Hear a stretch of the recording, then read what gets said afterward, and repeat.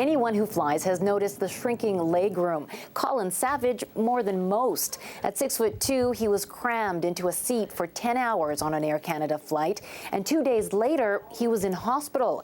Doctors told Savage he had blood clots that ended up in his lungs, a condition called deep vein thrombosis, or DVT, likely caused by the flight. As a result, I'm very short of breath and can't move around. I went through horrible pain. I don't know if you've ever broken a rib, but I have in the past. But this pain that I had from my condition, it was 100 times worse. Canada is very much the epicenter of this densification sensation. Industry watcher Seth Kaplan says both Air Canada and WestJet are packing in more seats to make more money. And as a result, we have about 10 centimeters less legroom than we did 2 decades ago.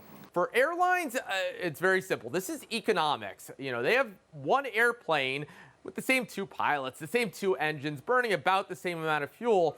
And if they could take those costs and divide it among more seats, then the cost of carrying each passenger is lower. 1 in 5,000 passengers traveling in cramped areas for more than 4 hours are at risk of developing DVT, and those with pre-existing health conditions are most at risk. Even though the risk of a blood clot is relatively low, when we think of that high number of people who are exposed to that risk, then it almost becomes like a public health measure.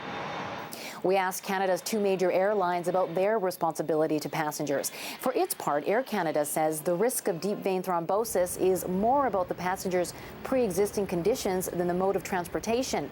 WestJet didn't answer our questions by deadline.